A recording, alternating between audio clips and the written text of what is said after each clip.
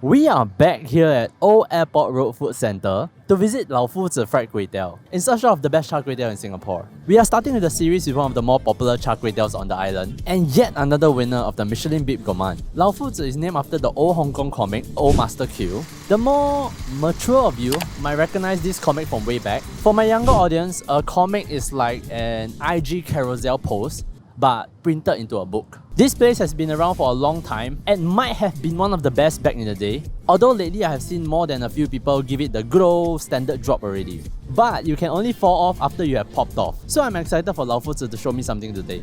New series, baby! Let's get it, boys and girls. 一个黑一个白色。要。好，谢谢。So one of the selling points is that they cook every plate individually. But despite that, my plate she quoted me 15 minutes waiting time, which is not that bad. But then again, Char Kway Teow is a fast recipe. 谢谢. That took more than 15 minutes. And I got both their black and white version. Presumably just the difference of dark soya sauce. Last season it was all about $5 not enough noodles. Wow, this $5 is quite a bit. Anyway.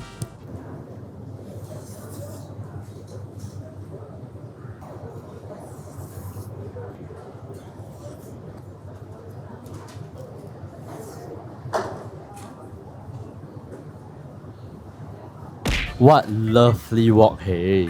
Last season, I wasn't really interested in wok hei because Hokkien Mee is not a dish where wok hei stands out a lot or is that important. Because if you think about it, it's not really a stir-fried dish. Whatever version that you're making, you're eventually gonna flood it with broth. But Char Kway Teow is way different. By using rice noodles, you're able to char it very well because of the increased surface area. All these little dark brown bits contribute to the final wok hei flavor. But at the same time, you don't want to overdo it such that it tastes bitter, which is the common criticism for wok hei. If you do it right, there's this very dry, airy, fragrant, caramelized flavor. And when the wok is cooking at such a high temperature, you get added benefits like the kway teow is not watery nor soggy because moisture is pushed out very fast. The dark soya sauce, which is the crux of Char Kway Teow, also has its flavor elevated to this sweet, nuanced flavor that you can only have in Char Kway Teow.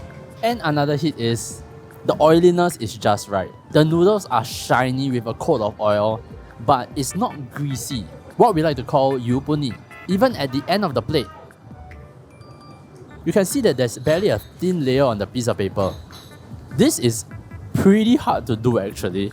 Cause with Char Kway Teow, if you don't have enough oil, it won't be tasty, it won't be fragrant. Oil is what makes the dish. But at the same time, if you go crazy, then it'll be too fatty on the tongue, too cloy. What a good first step, what a decent textbook example. But it's not without its misses. I'm not sure if I'm greedy, but I want something more. Be it more of that ham flavor, in which in the first episode I should state that some people don't like cockles with fried kway teow. I think they are a quintessential component in the Char Kway Teow flavor profile. That briny, almost pungent seafood flavor works so well with the oily sweet kway teows. So what I'm saying is that I want more flavor from the ingredients. Also from the lap cheong. The kway teow forms the base of the flavor, but you need accents to make it more exciting, more interesting. If most of the plate is just this sweet, oily noodles, right? Although it is done very well, you're gonna hit a wall like soon. And even if you don't, it's not very interesting to eat. I don't know, am I greedy? So that was the black one, let's try the white one.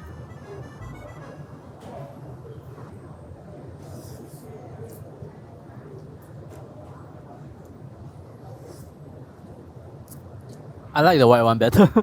I just realized that the plate of Char Kway Teow has egg in it. Without that dark soya sauce, all of the other flavors are made more obvious. The lap cheong, the ham, the saltiness even are more obvious without the dark soya sauce around. Not that it's necessarily better, cause the dark soya sauce is complex on its own, but I think the white one is easier to enjoy. Even the wok hei is more obvious. But anyway, we are grading based on the original flavor. 1 noodle I'll walk for the Char Kway Teow, 2 noodles I'll take a bus for the Char Kway Teow, and 3 noodles I'll go anywhere in Singapore for the Char Kway Teow. And Lao Fu Zi Fried Kway Teow is